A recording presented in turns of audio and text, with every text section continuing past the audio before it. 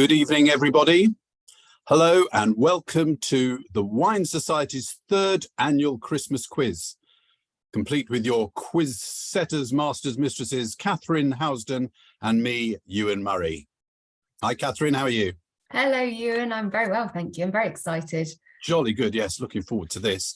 It's great to see people who are here online, and it's great to have you with us if you are watching the recording of this too. Now, tonight's quiz, there are 6 rounds with just 5 questions in each round. Now, the names of the rounds have a tenuous bearing on the subject matters of the questions, and they are round 1, which is called I Saw 3 Ships, and that's testing your maritime knowledge. Just a little bit out there, I know. Round 2, Joy to the World, which is a geography round.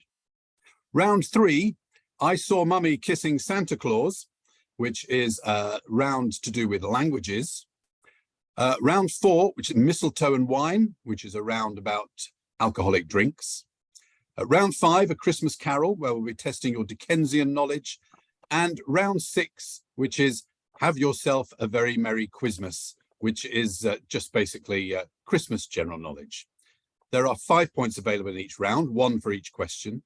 And as usual, there are just 2 rules in this quiz. Firstly, the question setter is always right.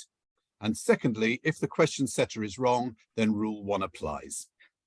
Now, we trust you have the necessities by your side, that is to say, a pen and some paper and a nice glass of fermented grape juice by your side. Now, I'm drinking a glass of Coffale's Soave Castelcerino, all the way from Veneto in Italy, and very nice and aromatic it is too. Catherine, have you got something in your glass? I do. So I'm the red to your white, Ewan. I've got the Society's Exhibition Victoria Shiraz, which is a lovely, rich little number for this evening. Excellent, and it would go perfectly with turkey and lots of trimmings as well. Absolutely. It would, yeah. Okay, so if we are ready to start and we're all sitting comfortably, then I'm going to share my screen and we will begin the quiz. So here we go. So the Wine Society's Christmas quiz. Round 1, I Saw 3 Ships. This is testing your maritime knowledge. The questions and the answers are all names of famous ships. I told you it was tenuous. Question 1. Named after the Inca sun god, what was the raft used by Norwegian explorer and writer Thor Heyerdahl in his 1947 expedition called?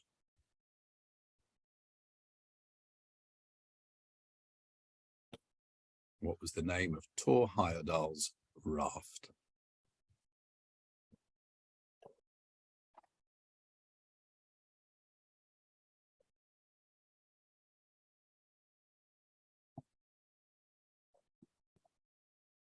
Okay, question 2. Which ship became famous for rescuing the survivors of Titanic after its sinking on the 15th of April, 1912?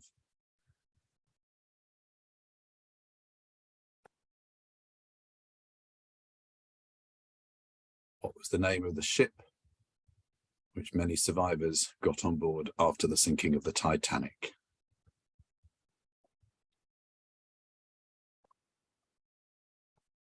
Question 3. What is the name of the ship that oceanographer Jacques Cousteau equipped as a mobile laboratory for field research? You might have to be a certain age to remember this one.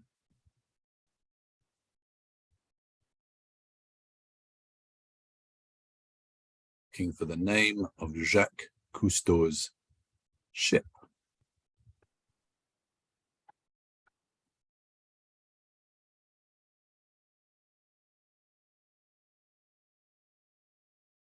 Question number 4. What were the 3 ships that Columbus used on his famed journey across the Atlantic in 1492? If you can only name one of them, you'll get no points. We're being very harsh around here. If you can name 2 of them, you'll get half a point. And if you can name all 3, you get your full point.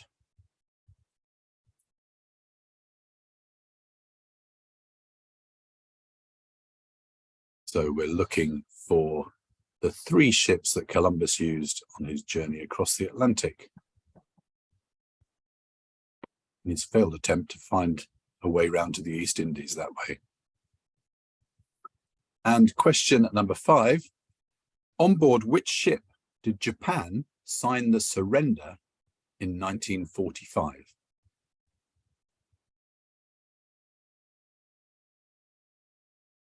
What was the name of the ship on which the Japanese signed the surrender, signifying the end of World War II in 1945?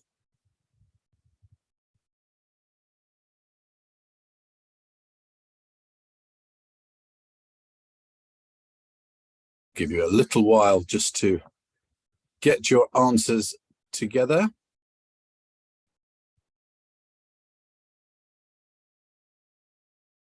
Whether you're doing it on your own or competing with somebody in the room. Here we go with the answers. So the raft that Tor Heyerdahl used across the Pacific in 1947 was called the Kon-Tiki. As Richard Osman would say, well done if you said that at home. Question 2. Which ship became famous for rescuing the survivors of the Titanic? That was the Carpathia. 3. Jacques Cousteau's ship. I can never say it without a French accent. The Calypso.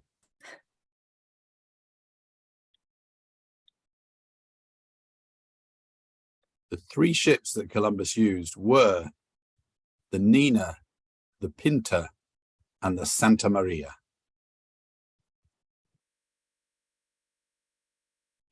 Question 5. The Japanese signed the surrender on board the USS Missouri. So well done if your maritime knowledge is up to scratch. And taking you through the next round will be Catherine. I'm just glad I wasn't having to answer that round because my maritime knowledge is appalling and I wouldn't have got any points.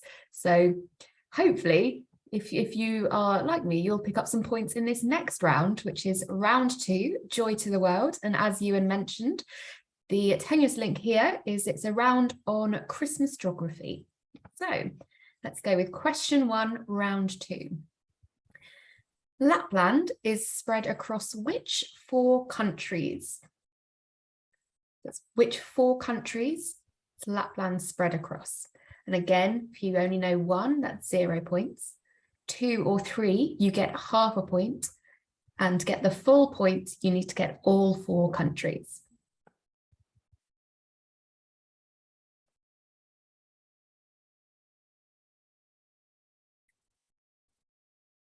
The question 2 is which country does Christmas Island belong to?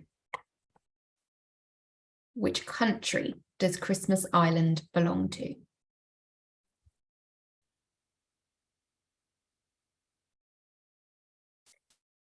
And question 3.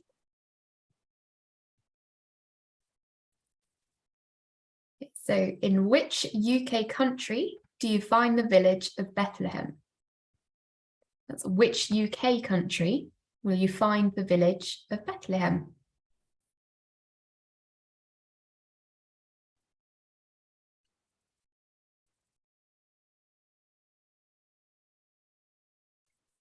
Move on to question 4. We would if the screen would work. There we go. Okay, so question 4. Which country traditionally gives London the Trafalgar Square Christmas tree?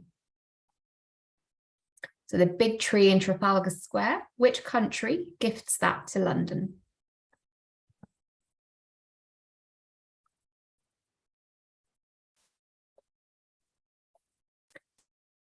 And then question 5. According to Luke chapter 2, at the time of the Roman census, Quirinius was governor of which Middle Eastern state? That's according to Luke chapter 2. At the time of the Roman census, Quirinius was governor of which Middle Eastern state? Give you a moment to finalise your answers for round 2.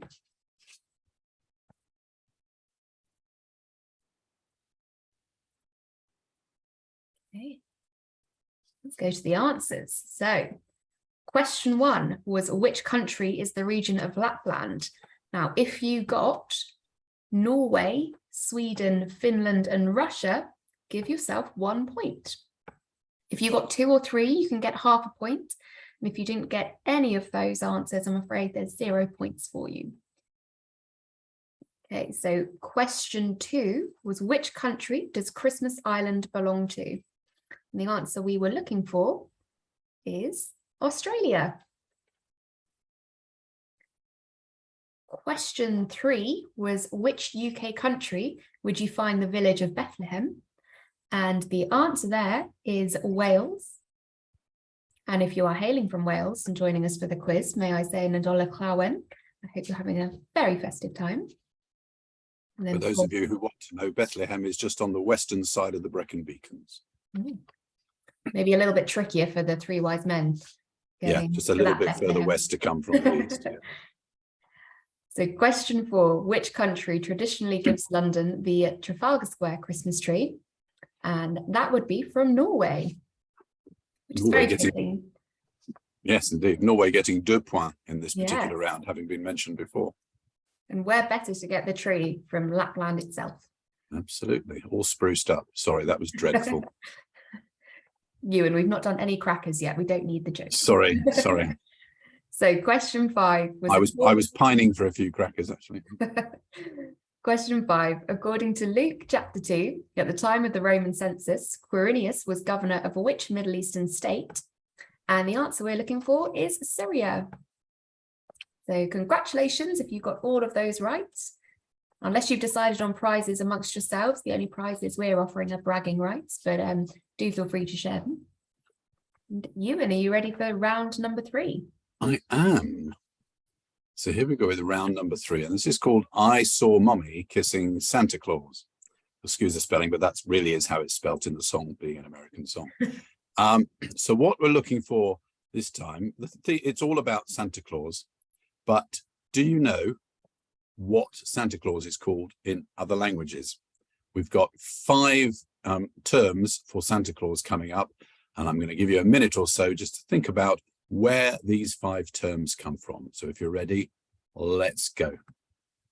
We have Père Noël, Pai Natal, Bordoch Nanolig, Matua Kirahamite, and Babo Natale. I'll repeat those a bit later. If I won't, better not drink any more Suave before I do that. So we'll give you a minute or so just to decide where those are from. 1 or 2 you may know straight off, the others might need a bit of head scratching.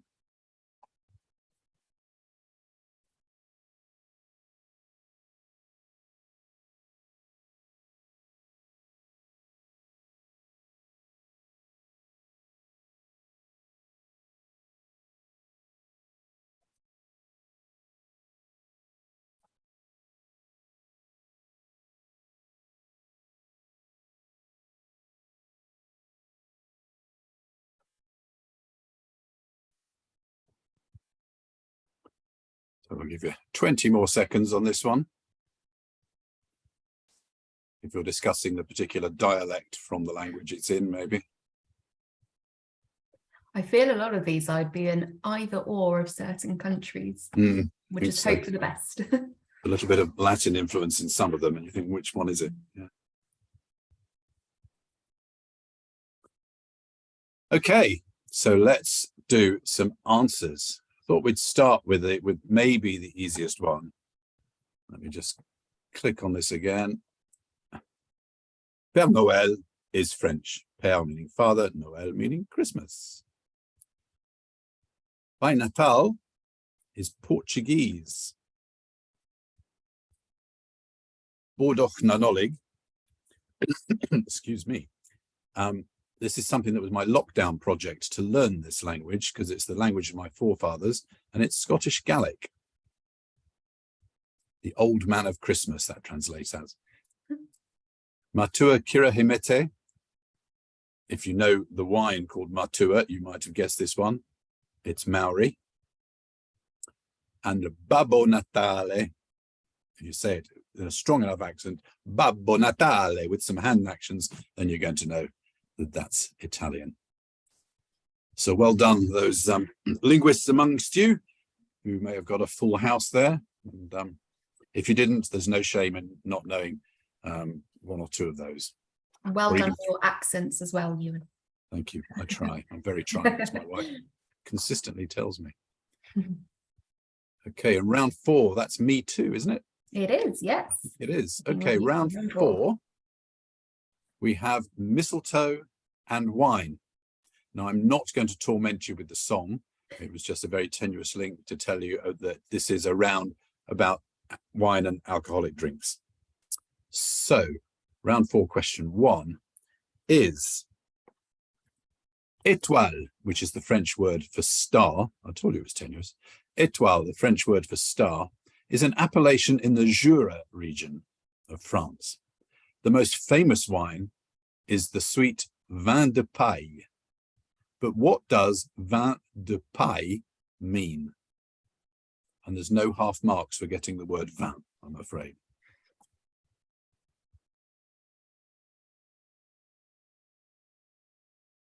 So Jura in eastern France.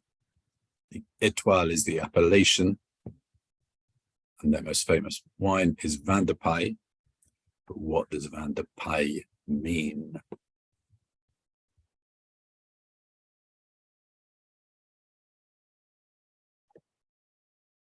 Question 2. While shepherds watched their flocks by night, which of the 5 Bordeaux Premier Cru wines might they have preferred to drink over the others?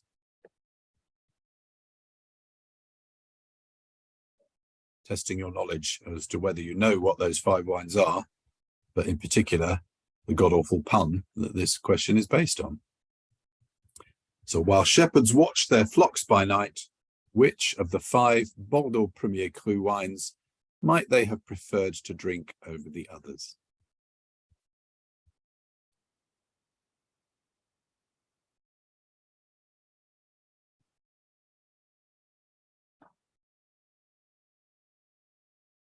Question number 3.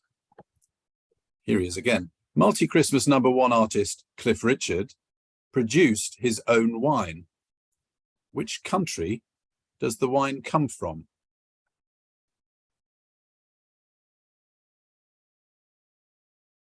I missed out a Sir there. I'm sorry, Sir Cliff. Multi-Christmas #1 artist Sir Cliff Richard produced his own wine. Which country does the wine come from? Might be somewhere you'd go on a summer holiday. Hey! Very good. But not Athens in this case.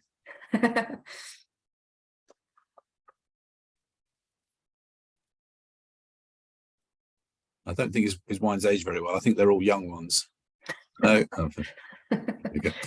Moving swiftly on before Catherine doesn't talk anymore. Question 4. The festive aperitif, the Bellini, a blend of Prosecco and peach juice, was created in Harry's Bar. But in which city would you find Harry's Bar?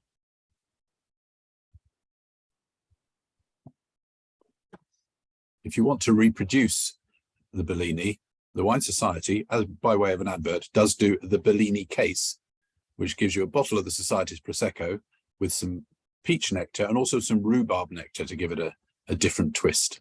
I have a rhubarb Bellini. So where is Harry's Bar? There's probably 1,000 of them, but this specific one.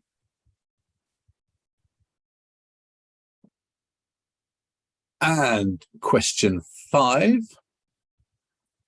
What is the chief alcoholic ingredient of the cocktail known as a snowball?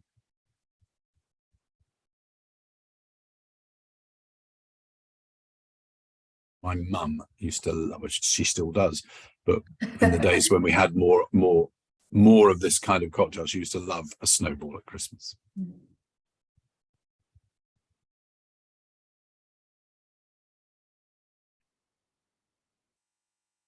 Okay, those are your 5 questions on drink.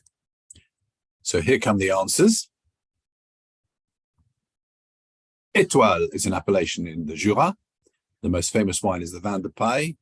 Vin de Paille means straw wine. It's called that because the grapes are left on straw mats to dry out a little bit. So they lose some of the moisture, but keep the sugar. So when you press the juice, press the grapes, the juice comes out very sweetly. Lots of sugar. That's a delicious, delicious wine. Question 2. While shepherds watch their flocks by night, they may have preferred, and I stress may, because of course we weren't there to decide, they may have preferred to drink Chateau Mouton Rothschild, which of course, mouton being the French word for sheep. I'm glad you clarified that, Ewan, because when I read that earlier today, I thought we were going in a different direction of farm animal, and it was moo for a cow. So Well, there we go. Thank you very much. Yes. Have you ever been mooed on? No. Mooed at? Yeah. Question 3. Cliff Richard's wine, which incidentally was called a Vida Nova or New Life, was made in Portugal, down in the Algarve. Question 4. The Bellini, that blend of Prosecco and peach juice, created in Harry's Bar in the beautiful city of Venice. And question 5. The chief alcoholic ingredient of the cocktail known as a snowball is Advocaat, that wonderful Dutch eggy alcoholic glug. It's like boozy custard. Boozy custard, yeah, that's a really good word. Bit like sort of Dutch Zabalioni in a bottle, maybe. Yeah. Yeah. Okay, let's now move on to round number 5. We're going to get all Dickensian. Round number 5, A Christmas Carol. So probably the least tenuous of the titles of the rounds, because this one is all about Dickens' classic novella and its adaptations. So, question 1. I'll let you get there. Question 1. Who is the first ghost to visit Scrooge? So that's the first ghost to visit Scrooge in A Christmas Carol.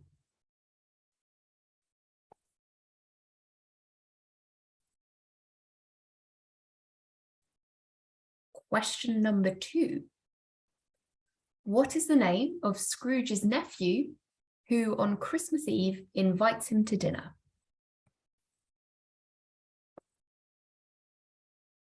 That's Scrooge's nephew who invites him to dinner on Christmas Eve.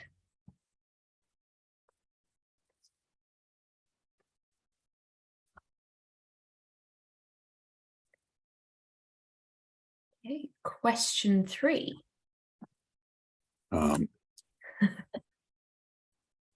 There we go. Question 3.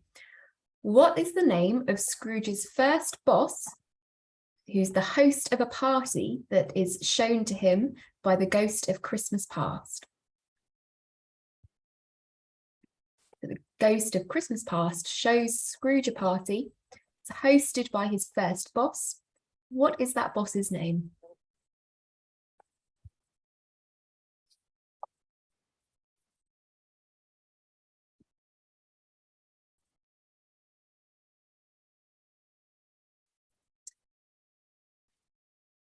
Question 4. What is the name of Bob Cratchit's youngest son?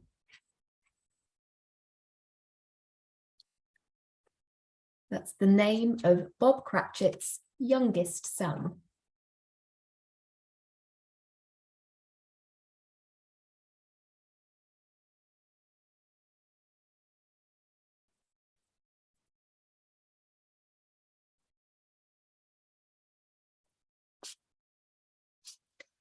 And then question 5. In the film The Muppet Christmas Carol, released in 1992, and my favourite Christmas film, Who played Scrooge? A close run thing with Elf. Muppets Christmas Carol pips it. So who plays Scrooge in the Muppet Christmas Carol? It was released 30 years ago in 1992. Can't believe it was 1992.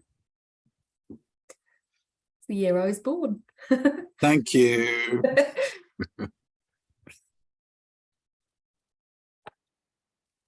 Give you a couple more minutes just to think about the Muppet Christmas Carol, because it's a great thing to think about. Maybe you've got a little sound bite in your head of the song.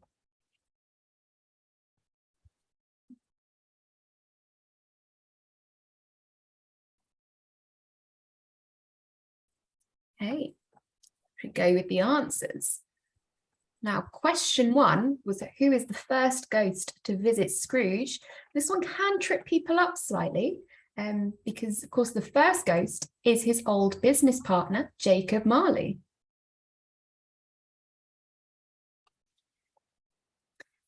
Question 2, the name of his nephew who invites him to dinner on Christmas Eve is Fred, his sister's son. Now playing football for Manchester United. Really? Yeah. Midfielder, defensive midfielder, Fred. I But anyway, that wasn't the question. The name of Scrooge's first boss, who hosts the Christmas party shown to him by the ghost of Christmas past, is Mr. Fezziwig. I love these old Dickensian names. Excellent Dickensian name.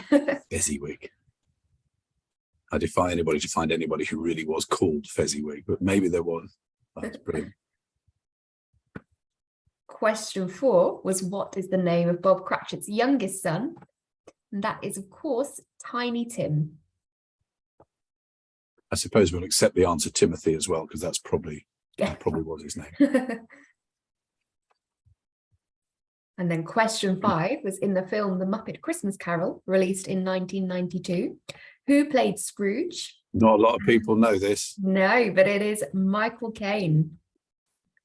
And if you were thinking Maurice Micklethwaite, that would also be correct. And you can actually see Micklethwaite's as one of the shops in A Muppet's Christmas Carol. There's a little nod to Michael there. If Catherine is available for weddings, funerals and bar mitzvahs when it comes to knowledge of the Muppets Christmas Carol. Yes. I did say it's my favourite film. I think I watch probably every year. You did. I'll compete with you. You do that and I'll do Life of Brian and we'll get there. What a double act. Now, we're ready for round 6, which is the final round. And we're sticking with me as quiz master extraordinaire. Now, this one is have yourself a merry little Quizmas. And it is a bit of a general knowledge roundup of Christmassy questions. So we've got 5 to come. So let's start with question number 1. Alphabetically, which of Santa's reindeer comes first?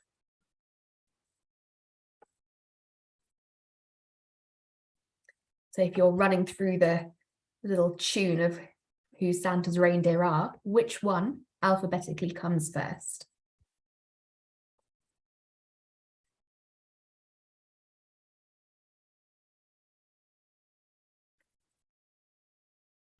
Nearly forgot. Sorry, I'll just put my Christmas headgear on.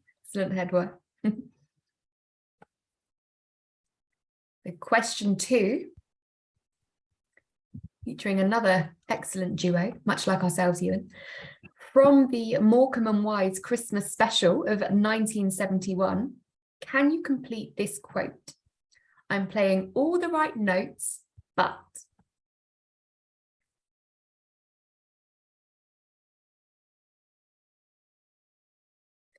That's from the Morecambe and Wise Christmas special of 1971. Can you complete the quote? I'm playing all the right notes, but... The funniest comedy sketches of all time. Genius. I think much like families are either a Quality Street family or a Roses family, there's often families that are Morecambe and Wise families and the two Ronnies families when it comes to Christmas. So Personally, I enjoy all. Can you be both? Because we were definitely both, yes. Now, question 3. On Christmas Day 1950, 4 Scottish students stole what from Westminster Abbey?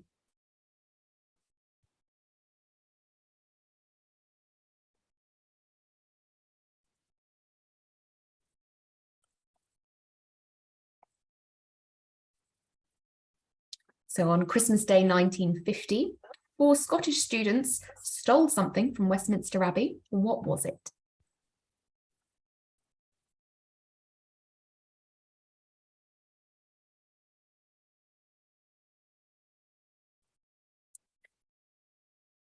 Question 4. In the 2003 Christmas classic, Love Actually, what drink does Colin order upon arriving at a bar in America?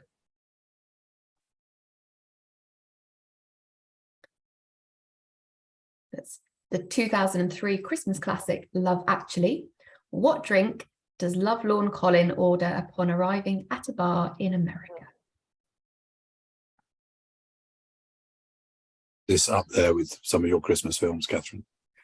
It's a very good film. Well, it's a film of its time.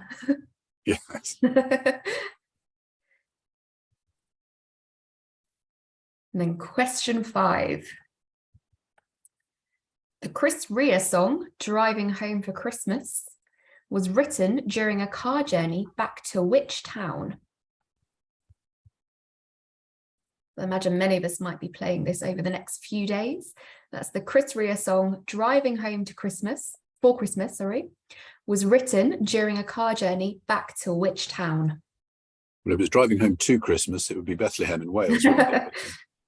Would indeed, over those Brecon Beacons. Yep. I'll give you a couple more moments just to finalise your answers. This being the last round, you want to get all the points you can get.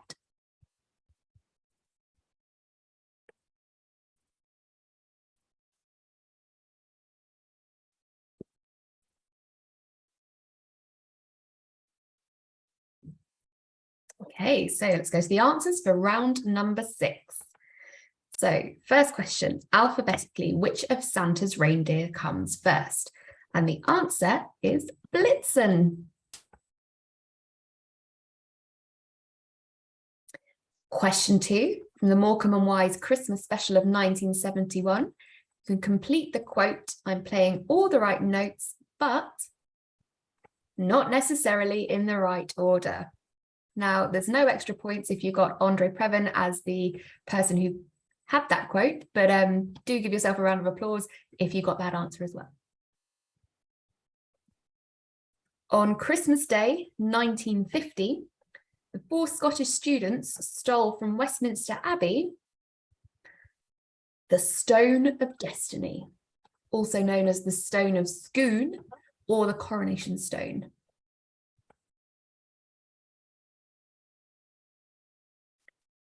In 2003 film, Love Actually, the drink that Colin orders upon arriving at a bar in America is a Budweiser.